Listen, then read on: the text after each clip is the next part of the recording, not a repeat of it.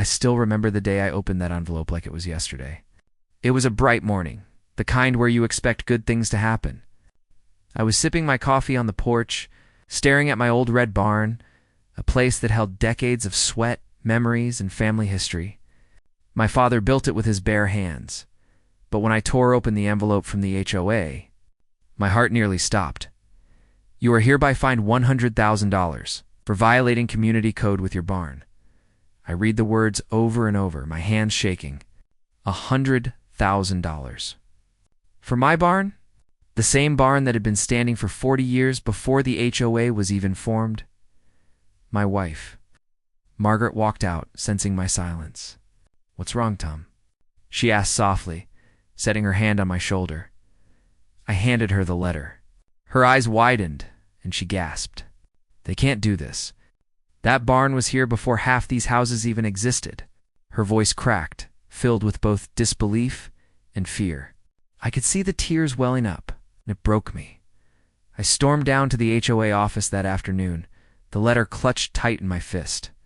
Inside, the president of the HOA, a woman named Cynthia Sharpsuit, sharper tongue, sat behind her desk. She looked up at me with a smug smile.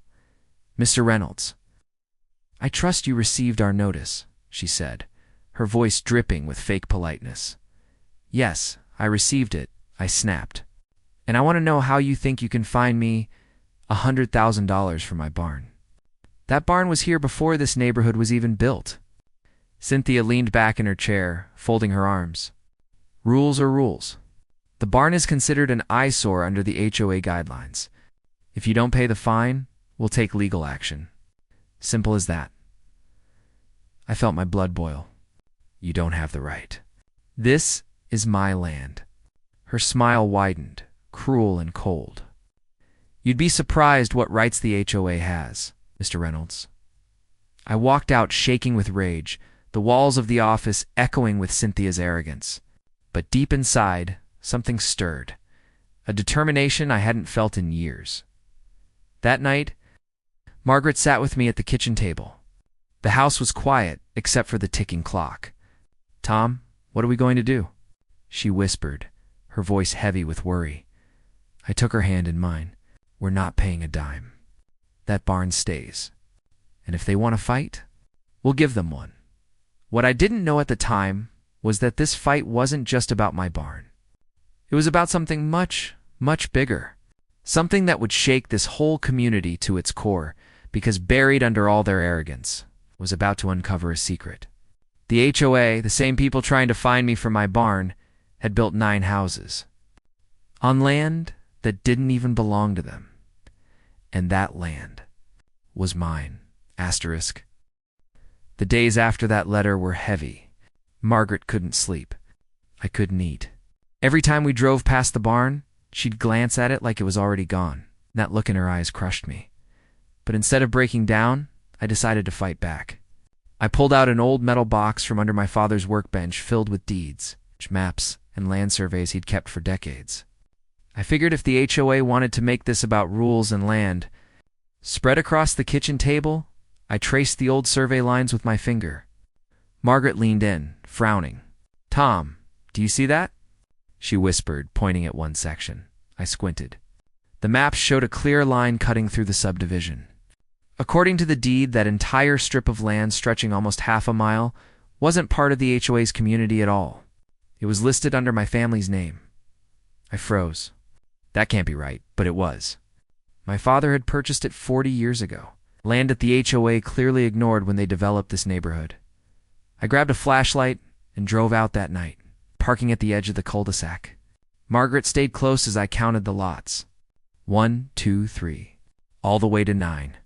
9 houses lined up neat as soldiers, and every single one of them sat squarely on my land. My chest tightened. It felt like the air was sucked out of me. All those years I thought my barn was a target because they hated the way it looked. But now I realized Cynthia and her HOA weren't protecting rules. They were covering up a theft. The next morning, I walked straight into the county records office. The clerk, an older man with glasses slipping down his nose, looked surprised when I slapped the deed and survey map onto the counter. "Sir, I need confirmation," I said, trying to keep my voice steady. Does this land still belong to the Reynolds family?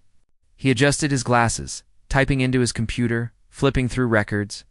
Then he looked up with wide eyes. Mr. Reynolds. According to county records, yes. The entire stretch, lots 12 through 20, is legally yours. Has been since 1981. I staggered back. The papers in my hands felt heavier now. 9 houses, I muttered. They built 9 houses on land they didn't own. That evening, I told Margaret everything.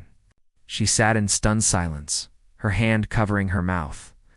Finally, she whispered, "Tom, this changes everything."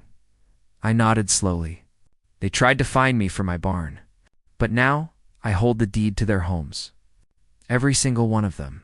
The next HOA meeting was only days away, and I knew I had to be there. Cynthia would never see it coming. When I walked into that crowded community hall, whispers followed me like shadows. People knew about the barn fine, and some looked at me with pity, others with irritation. Cynthia, sitting at the head table, smirked when she saw me. "Ah, Mr. Reynolds, here to discuss your little barn problem," she sneered. I took a deep breath, my voice calm but steady. "No, Cynthia. I'm here to discuss your little land problem." The room went silent. All eyes turned to me. I held up the deed, the survey, the county seal shining under the fluorescent lights. "You fined me $100,000 for my barn," I continued. "But according to these records, 9 of the houses in this community, houses you approved. Houses you sold were built on my land, and that means legally. They belong to me." Gasps filled the hall. A few people shouted. One man stood up, his face pale. "What is he talking about? My house? Say you saying it's his?" Cynthia's smug smile faltered for the first time. She tried to laugh it off, but her voice cracked. "Don't be ridiculous. That's not possible." I laid the deed on the table in front of her, my eyes locked on hers. "It's not only possible, it's the truth." Margaret's hand squeezed mine from behind, her eyes glistening with both pride and fear. The war had just begun, because the moment that paper hit the table, I knew one thing for certain. The HOA had messed with the wrong man. Asterisk. The room erupted like a storm. Neighbors shouted over one another, demanding answers. Fear etched into their faces. They had bought their homes believing they were safe. Now I was holding proof that the very ground beneath them wasn't theirs at all. One man, red-faced and trembling, pointed at me. "You're lying. I paid for my house. My wife and I put our life savings into it. You can't just take it." My heart ached at his words. I wasn't the enemy here. These families had been deceived just like me. I raised my hand, trying to calm the crowd. "I'm not here to take anyone's home. But you need to understand the HOA tried to destroy me over my barn. And in doing so, they woke up a truth they've been hiding for years." Cynthia shot up from her chair, slamming her palm on the table. "Enough of this nonsense. He's bluffing. Mr. Reynolds is trying to scare you all because he doesn't want to follow the rules." But her voice shook. Her eyes darted nervously to the papers lying on the table. Everyone saw it. Margaret stepped forward then, her voice steady but filled with quiet fire. "Cynthia, my husband doesn't bluff. He doesn't play games. He works hard. He respects this land, and he has every legal document to prove what he's saying. You and this entire board owe these people the truth." The crowd murmured in agreement. Some turned their anger on Cynthia. One elderly woman, clutching her purse tight, snapped, "You mean to tell me you built my retirement home on land that wasn't even yours to sell?" Cynthia's lips pressed thin, her mask of control slipping. I wasn't aware," she stammered, but I caught the flicker in her eyes. She had known. Maybe not from the start, but somewhere along the line she realized. And instead of fixing it, she buried it under rules and fines, hoping no one would notice. I leaned forward, my voice low, but cutting through the noise. "You tried to bleed me for $100,000 over my barn, Cynthia, but now I hold the deed to 9 houses. So tell me, what's your next move?" The silence that followed was deafening. Over the next week, things spiraled fast. Word spread through the neighborhood like wildfire. Some neighbors came to me begging for reassurance. Others cursed me in their driveways, convinced I was out to steal their homes. Margaret and I received anonymous notes in our mailbox, some pleading, some threatening. One simply read, "Leave us alone or else."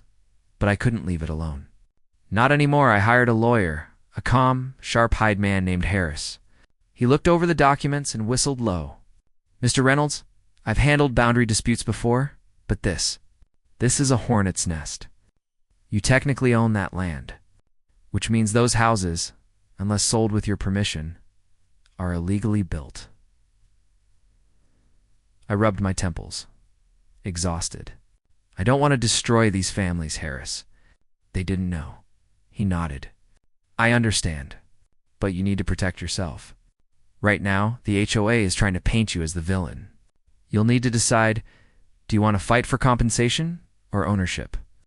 That night, Margaret and I sat in silence at the dinner table. Finally, she whispered, "Tom, whatever we do, promise me this. Don't let them take away who you are.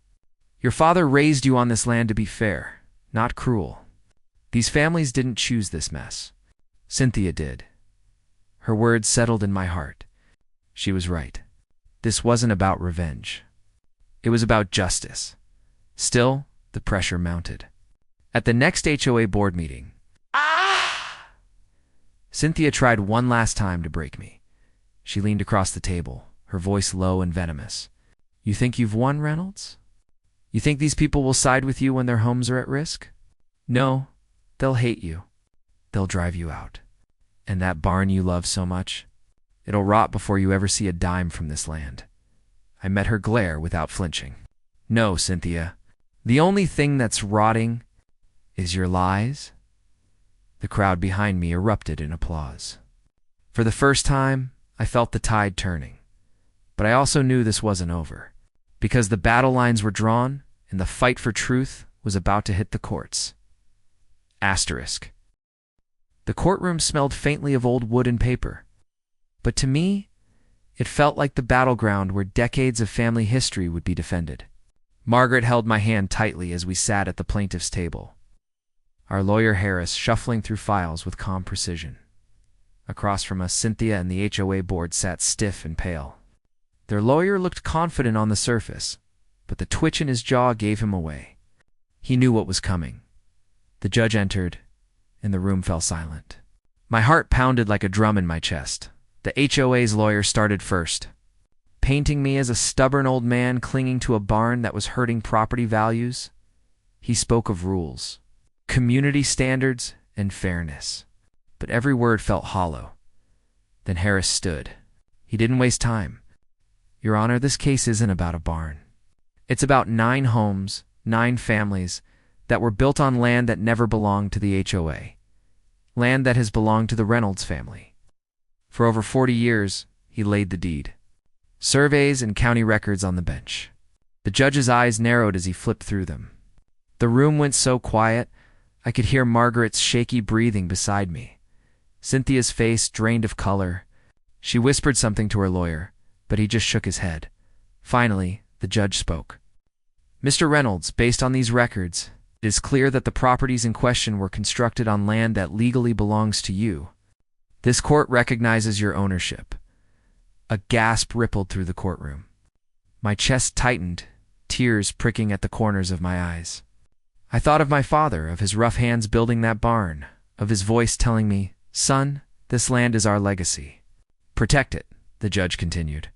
"However, the families living in these homes purchased them in good faith. They should not bear the punishment for the HOA's negligence and deception. The HOA will be required to compensate Mr. Reynolds fairly for the use of his land. The fine of $100,000 against his barn is dismissed as invalid." It was over. The HOA had lost. I turned to Margaret, and she broke into tears, hugging me so tightly I thought my ribs might crack. "We did it, Tom," she whispered, her voice trembling with relief. But as the families turned toward me, their faces a mix of fear and hope, I knew the moment called for something bigger than victory. I stood, my voice shaking but strong enough to carry across the room. I want everyone to hear me. I never wanted to take your homes. You didn't steal from me. You were stolen from, just like I was. This land was my father's legacy, yes. But what good is a legacy if it only breeds hate and division? All I ask is respect for what my family built and a fair share for the land you live on. Nothing more? Some neighbors wept. Others bowed their heads in gratitude. For the first time since this nightmare began, I felt peace settle over me. Cynthia, however, sat frozen, her empire crumbling. When the judge ordered her removal as HOA president for misconduct, she stormed out of the courtroom without a word. Her reign of arrogance was finally over. Weeks later, the settlement came through. The HOA paid a hefty sum for the land, enough to restore the barn and secure Margaret's and my future. But more importantly, something unexpected happened. The same neighbors who once cursed my name began to show up at my barn. Some offered to help repaint it. Others brought pies, casseroles, and simply their thanks.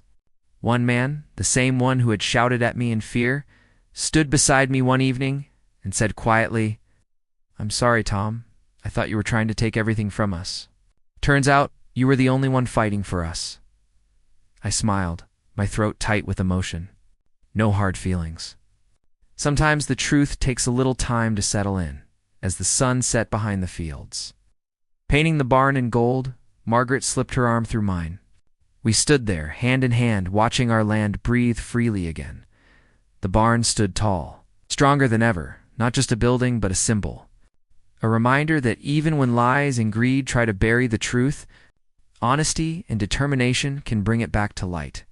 And maybe that was the real lesson my father wanted me to learn all along. Land can be stolen, barns can be threatened, but integrity, that belongs only to you. So I chose not bitterness, but peace. And in that choice, I found not just justice, but family, community, and the kind of legacy worth leaving behind. Sometimes the fight isn't about what we might lose, it's about what we stand for. What would you have done if you discovered 9 houses built on your land? Share your thoughts and stories in the comments. I'd love to hear them. **